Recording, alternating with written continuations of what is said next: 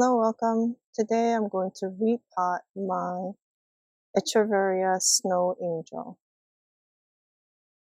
So one of my previous videos I mentioned that I need to repot this, and I was afraid that it would not come out of the pot easily. We'll see how that goes. I'm going to try to dig it out. Now I really love the look of this succulent in this pot right now, but I'm afraid if I wait any longer that it's just going to be almost impossible to pull this out. Luckily, this hasn't been watered for quite a long time now. I believe a month minimum. I've been sort of like waiting. I've watered all my other succulents. I did not water this because I was waiting to repot. And one of the reasons why I was waiting to repot is because I ran out of soil, and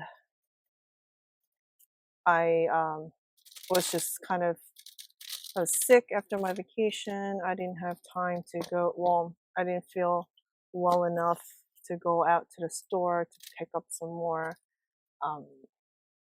soil. Just a slew of excuses, I know. So I've been like, I need to water the succulent right now because it's very dry. As you can see, it's very soft and limp right now. So now it's really, I got really lazy. I just told myself I'm just gonna order the soil, and I did, and it arrived, and now I'm gonna repot. And I'm having, of course, as I suspected, I'm having a little bit of difficulty pulling it out of the pot. And it doesn't help that there's a bee flying around me, and I'm deathly afraid of bees. I don't know why this bee is visiting my backyard right now. I have no flowers back here.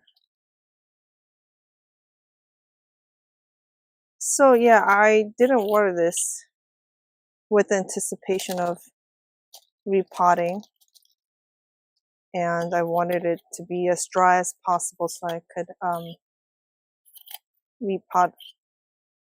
It's easier to pull succulents out of the pot when they're dry versus when it's wet. And I think it actually had pretty good root growth in here because I don't want to hurt the roots, but I'm having a very hard time pulling it out, and I don't want to just force it out because I know then I'm going to break all the roots. I probably am breaking them right now as we speak, but I could feel it like tugging in there. Ooh, look at that. So here we go.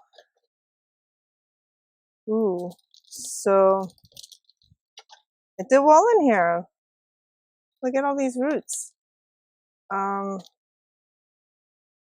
It did really well in here.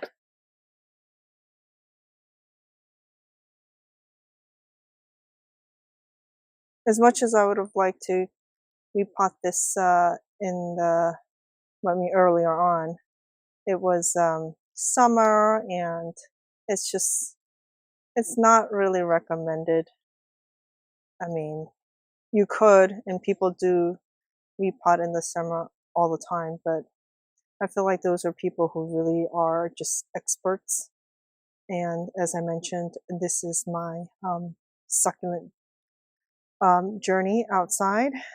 I've never grown them outside. I'm still learning, and I'm trying my best to get as much information as I can before I,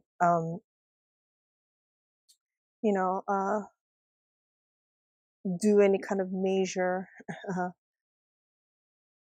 things like repotting. I feel like it's one of the more difficult things, amongst other things, when it comes to taking care of succulents. And look at how great the roots look. It had really good growth, and this is one of my sort of like pride and joy as well. I feel like I say that with every single one of my succulents. But let me just clean this off. Be right back. And we're going to pot it into this clay pot. It is 4 inches and 3 3/4. I feel like I've measured this on one of my previous videos. I do have the same sort of pot. I buy like multiple sets, and I keep buying the same ones because I really like. So in the previous one, the previous pot was only 2 inches. So when I potted in this one, I definitely tried to like leave the face outside above this lip because I didn't want it getting caught in there, and I knew that eventually I'd have to repot, so I didn't, I made sure that it was above. So I'm gonna pot it into a 4-inch, give it a bigger home.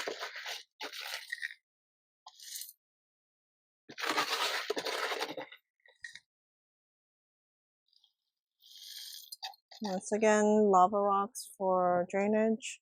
And I suppose I could clip the root a little bit here, only because it's just like really long.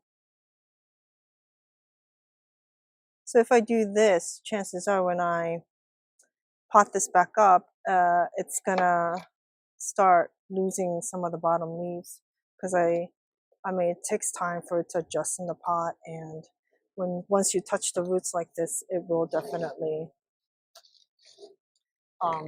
shed some of the bottom leaves. And they say that like when the succulent that's newly potted starts losing its bottom leaves, that also is an indication of it having adjusted to the new pot. So that's one way to tell that your succulent has sort of settled into the new pot.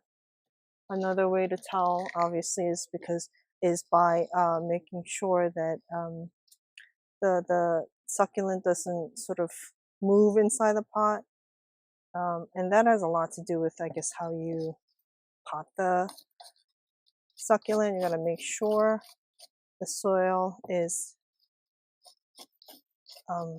compact in here, and that's one of the reasons why you sort of do this kind of squish business over here.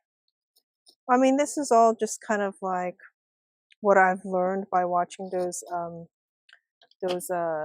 channels that I follow, and it's been working for me at least. This ensures that, so one of the first succulents that I potted, when I took them out of the pot because I needed to either repot because it got too big or I was having issues.